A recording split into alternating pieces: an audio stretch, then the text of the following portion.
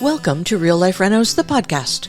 I'm your host, Karen Brown, and if we haven't met before, I'm an aging in place and accessibility strategist, as well as an educator in all things leading to a life that is independent, safe, and dignified. Today, I want to talk about why. The cause, the reason, the purpose. So many of us don't understand the reason and the purpose behind the need to live in a certain way, to think about things differently. So let's dig into a few of these, and I think you'll catch on.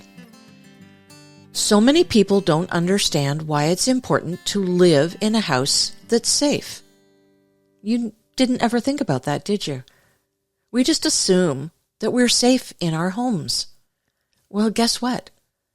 About 78% of all preventable injury-related deaths in Canada occur in our homes. 52% of falls happen inside our homes. But guess what? Homes haven't changed in terms of how they're built in well over 50 years. What's wrong with that? If it works, why change it? Well, it's not working when all of these injuries are happening inside of our homes. Sharp angles, doorways that aren't wide enough, and stairs. Oh my gosh, I've talked about stairs so many times on this podcast. Nobody likes stairs, and yet there are stairs everywhere. Electrical outlets are placed too low. What's the reason they're located there, you might ask? Have you ever thought about why electrical outlets are placed where they are? Well, there's really not much of a reason at all. I learned several years ago from a colleague that electrical outlets, you're not going to believe this, are placed where they are because back in the day, electricians would come along, they'd have their hammer, and they'd put their hammer vertically on the floor, and they would place the electrical outlet at the top of where that hammer was. And they would just go around the room and place every electrical outlet in the same way. That way they were all the same height. So your outlets are placed dependent on the height of a hammer. Now, if you want to get real about it, electrical outlets need to be placed much higher. We'll dig into that a little bit later. Houses are being built on very narrow lots these days, which means that there are stairs everywhere. The people responsible for your house and mine don't understand how we live in our houses. Therefore, they have no idea why they should be built differently. I hear from builders all the time that if people expressed a desire for homes to be built differently, well, by golly, they would do it. I agree that consumers need to do their part in asking for changes, but frankly, builders aren't responsive to population needs either. I mean, anybody can read statistics. The data is clear, and anyone can understand that people don't want to go to long-term care and that therefore changes are needed. There have been many, many surveys done with people, especially during and since the pandemic. And the data has shown quite clearly that people, if they had their way, would not go to long-term care. Now, there is certainly also data to show that the last year or maybe two of a person's life when they need greater care, going into nursing care is appropriate. What we find in general, though, is that people go to long-term care way earlier than they really need to. If they could stay in their homes with proper supports, they wouldn't need to do that. I bought a house about a year and a half ago, and I asked for changes, but I was denied because they don't want to do things differently. And this was a builder who swore up and down that they have someone on staff who works with accessibility needs and that they understand the needs of an aging population. I did ask that question, and that's what I was told. So what did I ask for? Electrical outlets to be placed higher, and I gave them the measurement. Light switches to be placed lower. I gave them that measurement too. And a roll-in shower. Yet I was denied. They just simply don't want to do anything differently. It would cost them extra time and it would cost them extra money. Well, that may be true if they did just one house that way, or 4 or 5 houses that way, but guess what? If they did them all that way, it wouldn't cost them anything extra. Every house has to have electrical outlets and light switches. So if you just put them all in a better place, it wouldn't cost anything different. Now, bathrooms. Let's talk about bathrooms for a minute. Having certain elements of a bathroom placed in the correct position seems to be incredibly difficult in a private bathroom in our homes and in a public bathroom. Grab bars are essential tools, whether it's private or public, but they need to suit the user needs, so they can't just be whacked up anywhere. Every bathroom in a home needs to be built with proper backing, so that when the time comes that grab bars need to be installed, and by the way, this should be proactive, not reactive, they can be put wherever they are needed with certainty that they won't be pulled off the wall when somebody actually needs them. In schools, I was in a school just last week, and the alarm button placement was in the oddest place. It was placed, let me see how I can describe this to you. If you were sitting on a toilet and you had an L-shaped grab bar, so remember that the L-shaped grab bar is actually the reverse. So mirror image, it is beside the toilet. If you were hanging onto that grab bar and you raised your elbow about 4 inches, that's where the alarm button was. Now, what is the why behind alarm buttons? Why do we need an alarm button? Well, it's in case somebody needs help.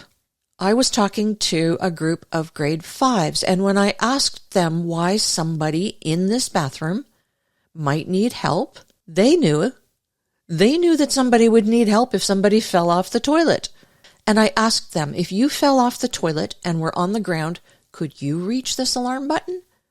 And they all just kind of laughed and said, well, no. The alarm button needs to be placed somewhere that it can be reached if somebody is seated on a toilet or has fallen on the floor. But whoever installed it didn't understand the why. Whoever designs public bathrooms doesn't understand how they're used. They don't understand it because they don't involve people with disabilities in their process. I know that they don't because I see the results. They don't understand why something needs to go here instead of there. Now, this was a brand new school. This was their first year of operating. So it's still under warranty, if you will. So I went to the principal. And I had a couple other things to talk with the principal about, but I did mention this alarm button placement. And she said, they're not going to change that. And I said, but it's in the wrong place. I mean, number one, it doesn't work in that location for people who actually fall on the floor and need to hit the alarm button. And secondly, people who are using the grab bar could so easily hit the alarm button when they don't actually need help. So why it's there is a mystery to me. And she said, yeah, I know. They're not going to fix it. Now, another one of the points I brought to her attention was the fact that the universal washroom on the upper level of the school didn't even have an alarm button. So it wasn't that it was in the wrong place. It just simply didn't exist. Very strange, but not strange once you understand that builders really don't understand why. It's important to understand your own life progression, your own health history, and what that means. That will guide your personal why. It will guide you in terms of why you buy a particular house, why you make specific reno decisions. It informs how long you can stay in any given house. It informs the choices you make around diet and exercise. We each need to understand our own why. And if you don't, please sit down and think about this. why you use things the way you do, why you live in your home the way that you do. My guess is that a lot of why you use your own home the way you do is because your home doesn't give you any choice. So you are acquiescing to the design of the home. It's your home. It needs to be what you need it to be, to answer your own why. Now here's another why for you. Why do we need more accessible homes built in a subdivision? Any subdivision? Well, the population is aging, and as I mentioned earlier, nobody wants to go into long-term care. Aging in place in the home of your choice is preferred, but it has to be safe. Builders just want to whack up cookie-cutter homes quickly and not changing the style to accommodate the need of the people who will live in it.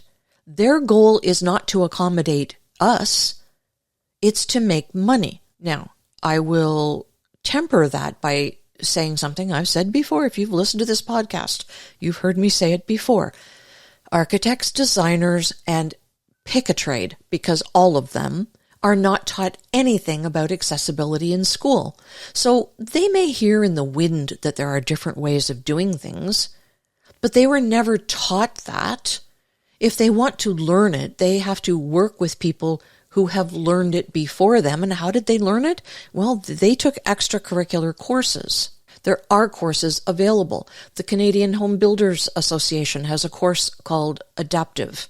If you're working in a commercial or a public space, then the Rick Hansen Foundation has a course. I took a course from the University of Southern California, as well as the two that I've just mentioned. The University of Southern California's gerontology division has a really, really good program on accessible housing. All of these people, the architects, the designers, the trades, don't really know how a house is used. Therefore, they don't know why it should and could be built differently. No idea. They want to build something that's pretty. They want to build something that's functional, certainly, but functional for who? That's the why. They need to understand the why of their end users and stop with the cookie cutter nonsense. Let's talk about code and why we need to do better with code. There's a federal building code, and then most, but not all, provinces and territories have their own codes. And in any given province, the builder needs to build in accordance with the higher standard. So in some cases, Ontario, for instance, has a higher code requirement than the federal code. So the builders in Ontario, which is the province I live in, are required to build to that higher standard. But code should be thought of as a negotiated settlement.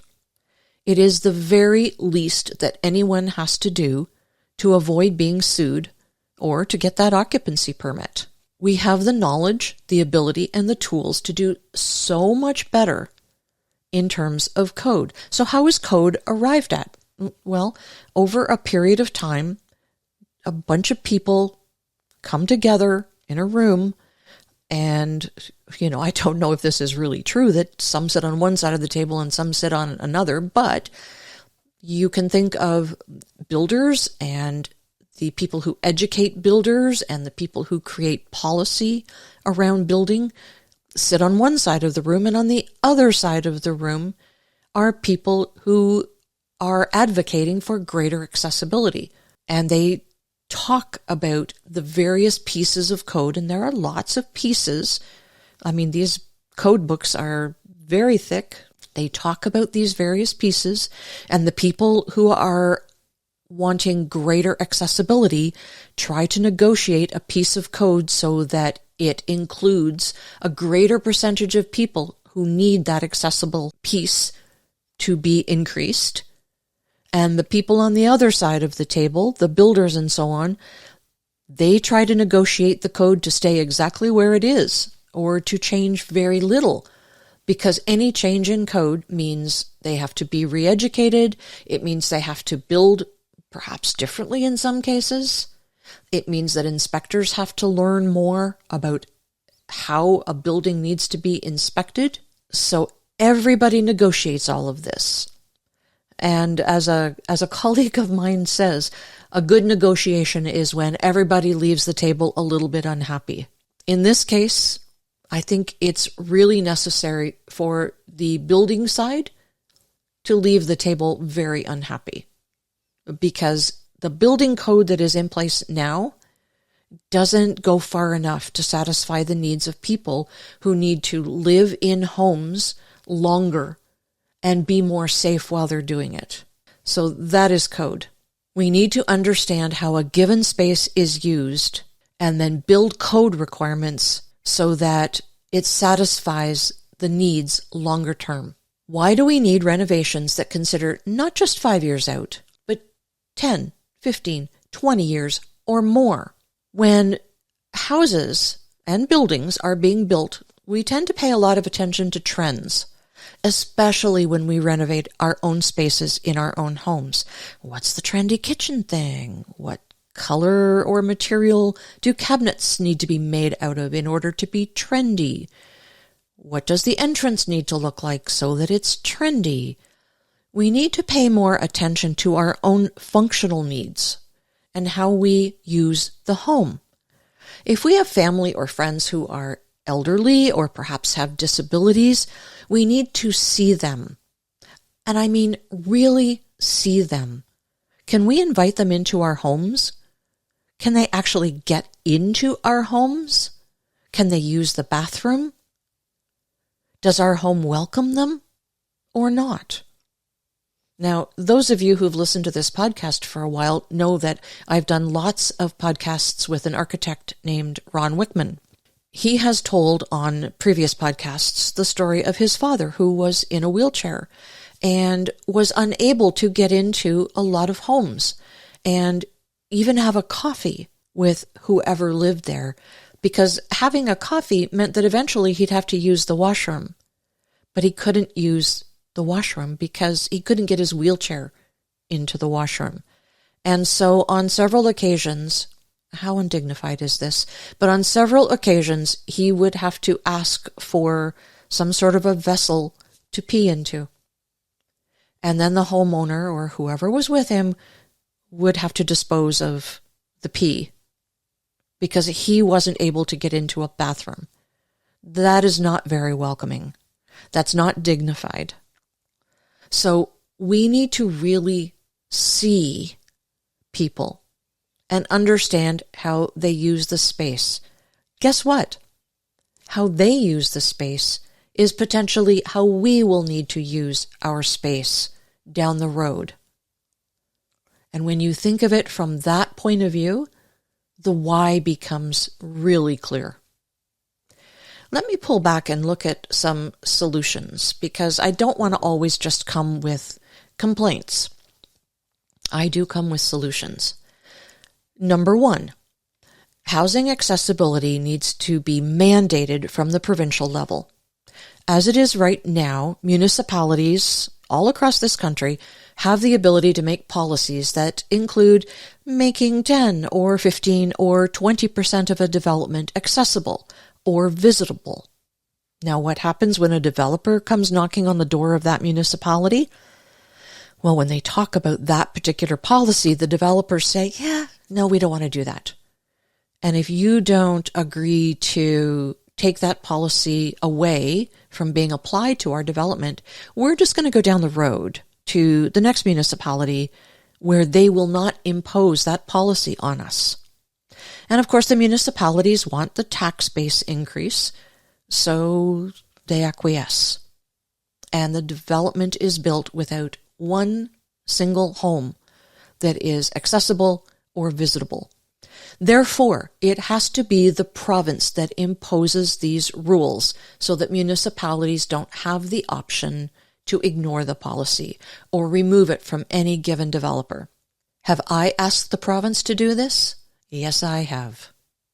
We'll see what comes of it. Number two, consumers need to understand what they need, when they need it, and how to get it. Well, how do you know what you need? You can listen to this podcast for starters.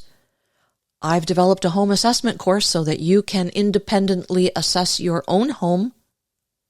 You need to understand your own health journey You could do a lot of reading on the internet. I mean, the information is all out there, but you need to understand it, and you need to understand how to apply it to your own life.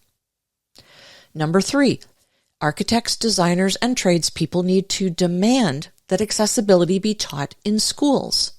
Anybody can look around and see the need for it. Our population is aging. We said that at the top of the program. You need to understand that when you build for accessibility needs, everyone benefits. Stairs need to go away. Doorways need to be wider. Disease progression needs to be understood.